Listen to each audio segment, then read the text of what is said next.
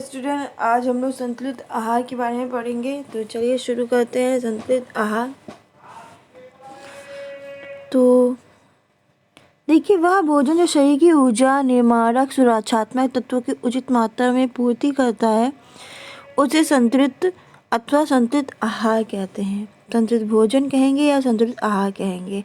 भारतीय कृषि अनुसंधान परिषद के अनुसार संतुलित वह आहार है जो शरीर की वृद्धि, विकास, कार्य, स्वास्थ्य संरक्षण के लिए आवश्यक तत्वों को सम्मिलित करता है, जो कि उसमें मात्रा और गुणों में संतुलित रूप में पाए जाते हैं। इन परिभाषाओं से यह स्पष्ट हो जाता है कि उन भोजन को संतुलित भोजन कह सकते हैं जिसमें शरीर के लिए सभी आवश्यक तत्व, प्रोटीन, कार्बोज, खनिज तत्व, विटामिन, जल आदि क्या है, उचित गुण व मात्रा में उपस्थित होते हैं। देखिए, संतुलित आहार का महत्व क्या होता है। तो मनुष्य को स्वस्थ रहने, दीर्घ जीवन के लिए उसके दैनिक जीवन में संतुलित भोजन का अत्यधिक महत्व है। संतुलित आहार एक ऐसा साधन है जो व्यक्ति का समुचित शारीरिक विकास व स्वास्थ्य स्तर को ऊंचा बना सकता है। संतुलित भोजन तो वास्तव में संतुलित भोजन ही वह भोजन है जो शरीर की सभी आवश्यकताओं को पूर्ण करता है, शरीर की उचित वृद्धि, विकास करता है, कार्यशील रहने पे शीघ्र थकान का अनुभव भी नहीं होता और शरीर पूर्ण स्वस्थ निरोग रहता है। इसका कारण यह है कि संतुलित भोजन में शरीर के लिए आवश्यक सभी तत्व उचित मात्रा और गुण में उपस्थित होते हैं और ऐसा भोजन करके ही व्यक्ति स्वस्थ व सुखमय जीवन व्यतीत करता है। संतुलित भोजन को प्रभावित करने वाले कारक तो प्रत्येक व्यक्ति के लिए संतुलित भोजन आवश्यक है, किंतु यह बात भी ध्यान देने योग्य है कि सभी व्यक्तियों के लिए संतुलित भोजन एक समान नहीं होता। जो भोजन एक व्यक्ति के लिए संतुलित है वही दूसरे के लिए अपर्याप्त नहीं तो पर्याप्त की श्रेणी का भी हो सकता है। कारण यह है कि व्यक्ति को पोषण आवश्यकताएं जो होती हैं, जो व्यक्ति की पोषण आवश्यकताएं होती हैं वो डिफरेंट होती हैं। एक गर्भवती वाली स्त्री, एक स्तनपान कराने वाली स्त्री, तो उसकी जो पोषण की आवश्यकता है वो अलग अलग होंगी।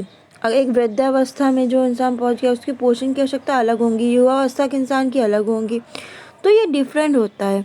तो संतुलित भोजन को निम्न कारक हैं जो प्रभावित करते हैं। आयु, देखिए विभिन्न आयु में व्यक्तियों के संतुलित भोजन में भिन्नता होती है। छोटे पे थे तब कुछ और पोषक आवश्यकता थी, थोड़े बड़े हुए तो पोषक आवश्यकता कुछ और हो गई।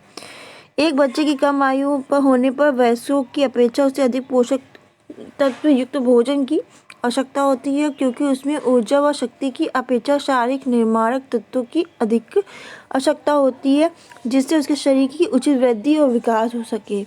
इसके विपरीत वृद्धावस्था में क्रियाशीलता की कमी और पाचन शक्ति कमजोर हो जाने से कम ऊर्जा व पोषक तत्वों की कम मात्रा सुपाच्य भोजन की आवश्यकता होती है। लिंग तो देखिए, स्त्रियों की अपेक्षा पुरुषों को पोषक आवश्यकता और मात्रा में अधिक भोजन की आवश्यकता होती है, क्योंकि उनके शरीर का भार, आकार और क्रियाशीलता अपेक्षाकृत अधिक होती है।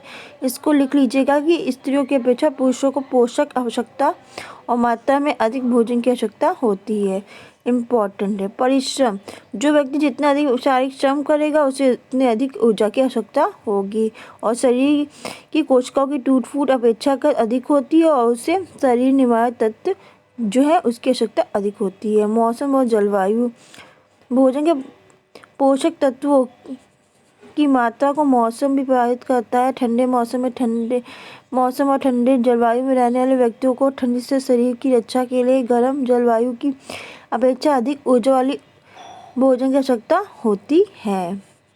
स्वास्थ्य, व्यक्ति का स्वास्थ्य भी पोषक तत्वों की आवश्यकता को प्रभावित करता है। एक अस्वस्थ व्यक्ति का स्वस्थ व्यक्ति की अपेक्षा कम क्रियाशील होने के कारण कम ऊर्जा की आवश्यकता होती है। बीमारी के कारण उसके शरीर में तंत्रों की टूट फूट अधिक होना स्वाभाविक है और उसे निवारक व सुरक्षात्मक तत्वों की आवश्यकता अधिक होती है।